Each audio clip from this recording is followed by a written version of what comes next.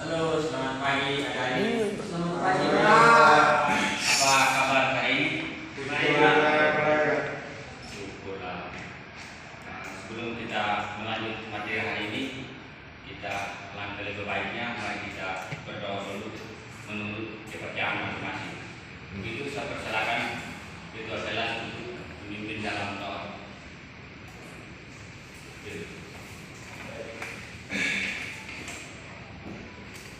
Berdoa agama menjadi berdoa.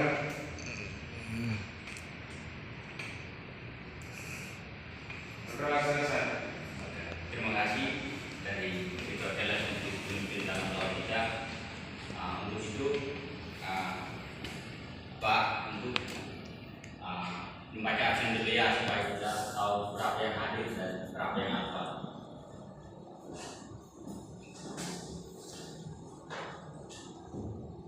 Bagaimana kakak? Ada, Pak. Dan gimana? Ada. Ini gimana? Ada Pak. Oke, terima kasih dari adik-adik sudah hadir semua. Mungkin kita lanjut dulu untuk menjelaskan materi ya. Mungkin dari adik-adik sudah tahu materi yang saya jelaskan hari ini. Belum tahu Pak. Materi hari ini tentang pengertian ruang dan interaksi antara ruang dan faktor pendorong. Mungkin materi pertama yang kita bahas bersama sekarang tentang pengertian ruang. Sebelum saya menjelaskan, mungkin dari adik-adik ada yang tahu tentang pengertian interaksi. Apa tidak? Nah, pengertian ruang adalah tempat di permukaan bumi baik secara keseluruhan maupun hanya sebagian. Misalnya ruang permukaan bumi tidak hanya terdiri dari tanah, udara, air, batuan, tetapi juga hubungan hewan, ruang meliputi. Nah, mungkin penjelasan dari saya, mungkin dari adik-adik ada yang menambahkan materi yang diajarkan tadi. Mungkin saya jelaskan sedikit ya tentang pengertian ruang. Ruang itu sebagai tempat atau wadah berkumpulan. Nah, itu menceritakan atau membangun sebuah perkembangan masa depan. Yang kedua, salah satu contohnya ini yang kita tempat untuk bernaung atau tempat berkumpulan untuk membahas materi apa yang kita bahas hari ini tentang pengertian ruang. Itu salah satu contohnya. Kita lanjut lagi materi yang kedua ya.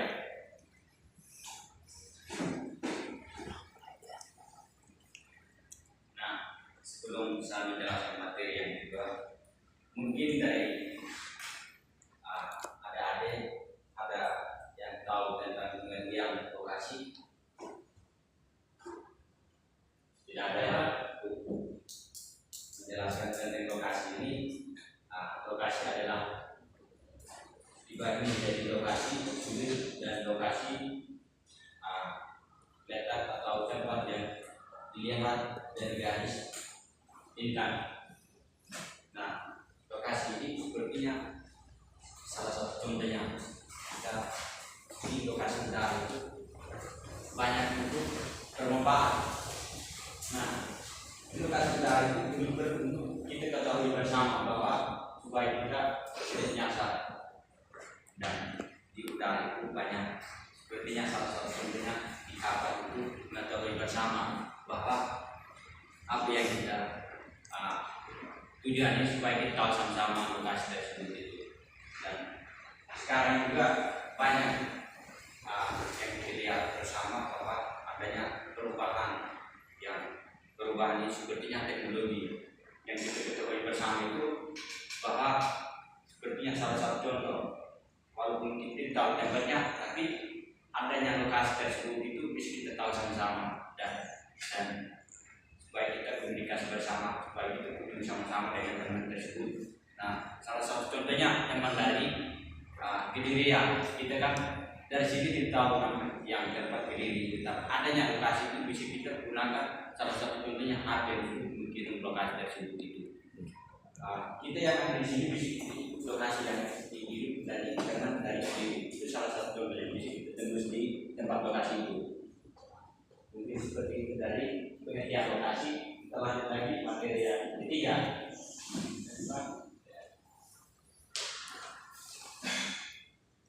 Ini yang ketiga ini tentang distribusi. Mungkin ada hari ini ada yang tahu distribusi. Nah, tidak ada banyak di dalam sedikit ya supaya kita belajar sama-sama. Distribusi adalah persebaran gejala-gejala tersebut yang ada perkembangan di bumi di mana distribusi berbeda antara satu tempat dengan tempat lain. Nah, salah satu contohnya persebaran kandungan minyak bumi dan gas di wilayah Indonesia tidak merata, lebih banyak di wilayah Indonesia bagian barat, sedangkan di wilayah Indonesia bagian timur lebih banyak mengandung bahan bumi.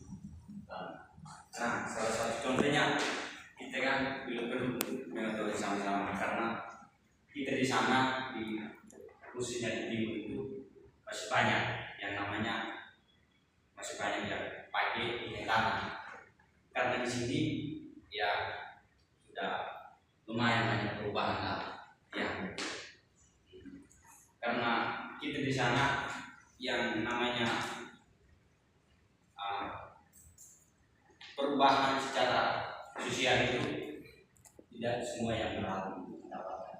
Tapi dengan adanya minyak tanah itu masih dipakai.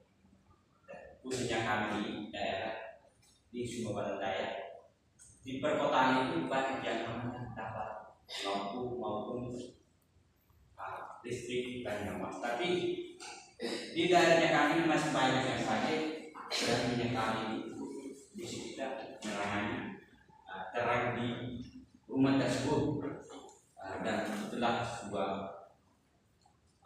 perubahan. Maka dari itu kita yang generasi muda mari kita terapkan atau mari kita membangun sama-sama apa yang menjadi tidak sesuai apa yang kita ingin bersama supaya kita capai. Jadi ada hari ini bisa percaya mungkin ke depan lagi lebih semangat supaya yang namanya militan itu bisa kita dilupakan, bisa kita dapat listrik yang di pelosok desa. Mungkin seperti itu dari saya. Kita lanjut dulu materi yang keempat.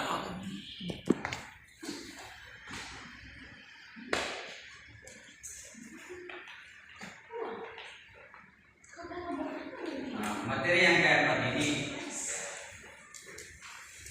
tentang iklim. Mungkin dari ada adik tidak tahu ya tentang iklim, atau ada yang tahu tidak? Belum. Saya menjelaskan sedikit ya supaya jangan lupa catat apa yang saya paparkan tadi supaya begitu dapat kita terapkan lagi.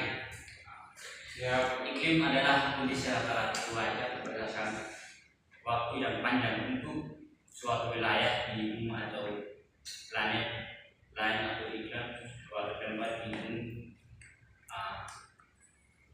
Ini salah satu contohnya sepertinya iklim itu kita perlu diketahui bersama-sama. Sepertinya kalau bulan seperti ini banyak terjadi seperti itu. Sepertinya gempa.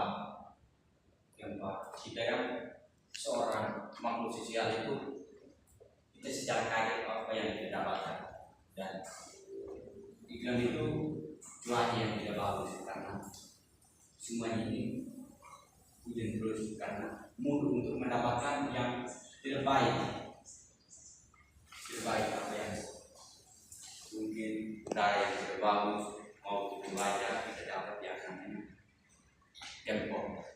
Kalau di seperti ini rumah yang di pinggir pantai atau yang di pinggir laut itu berhati-hati karena ini musim adanya hujan dan cuaca tidak bagus.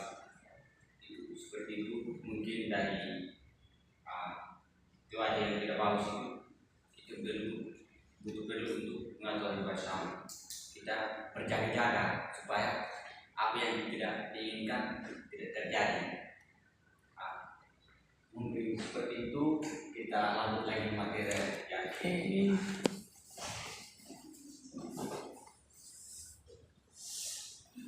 Nah, materi yang ini flora dan fauna.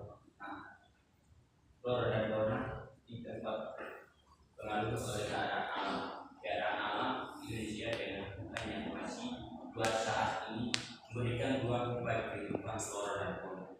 Pulau Indonesia berdasarkan letaknya menjadi jalur penyebaran flora dan fauna. Nah, ini flora dan fauna banyak. Kita di sini banyak yang bagian hewan-hewan yang besar-besar sana banyak yang ada di Kalimantan. Sebanyak di Kalimantan itu salah satu contoh. Kita kan di sini jarang lihat. Mungkin di media sosial banyak yang kita lihat bersama. Bahwa salah satu contohnya masih hidup di Kalimantan. Itu yang hidup di sana. Kita berhati-hati juga kan. Itu orang atau hewan yang tidak diinginkan atau berbahaya terhadap kita. Itu komodo itu besar sekali di hidupnya di hutan di wilayah Kalimantan, di hutan maupun harimau juga ada. Tapi banyaknya orang yang hewan itu kalau di hutan itu berjaga-jaga karena banyak hal yang tidak bagus sampai itu membahayakan diri di sini. Yang kedua itu ada di Papua itu gara-gara hidup di hutan itu banyak berkelompok dengan hutan dan banyak makanan yang tidak menyenangkan atau makanan buah-buahan. Mereka itu seperti manusia juga, manusia pertama kita. Dan itu banyak perkumpulan di Maluku daerah di Gedang itu keren di sana banyak itu meminta makan. Kita orang yang punya rasa peduli terhadap hewan kita kasih makan, kita lewat di pinggir jalan bagus. Tapi cuma materi yang saya bahas, tapi yang tahu itu dari orang tua dan maupun di kalangan. Ada juga itu burung Indonesia banyak orang banyak seperti biasa. Kalau kita lihat itu makanannya bagus sekali itu kita sebagai generasi penerus ini kita lihat dengan pandangan atau matanya itu tidak menarik atau kita ingin atau biar tapi bagus sekali. Tapi ada juga yang tentang bunga yang besar itu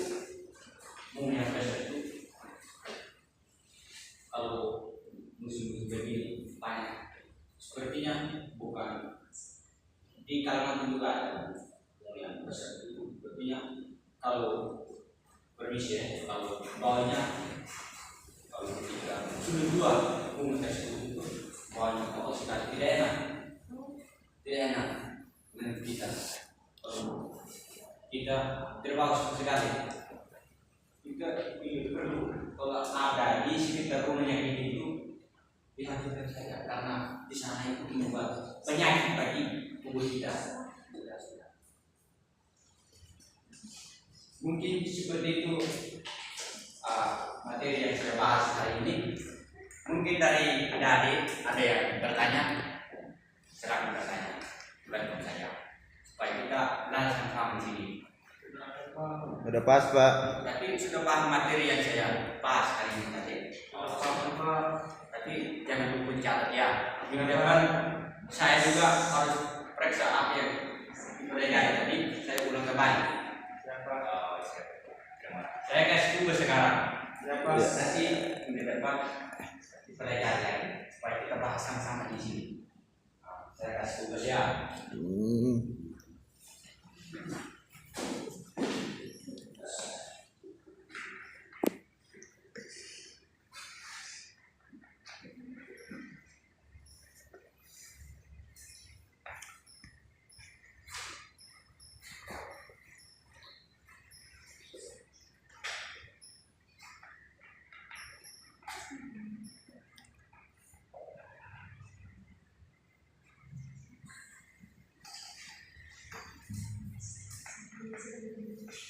Yang pertama ini ya tugas.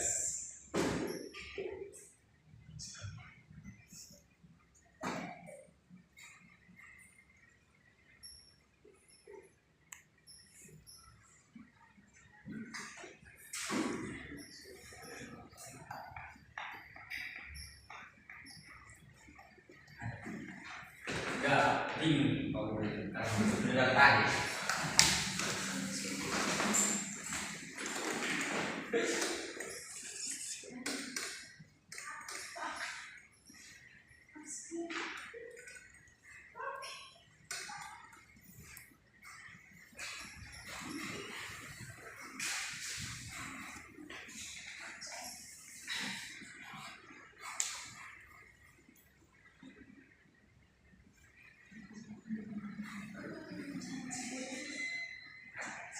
Tugas yang saya kasih ini pengertian interaksi sosial di rumah, dijelaskan dan diberikan salah satu contohnya.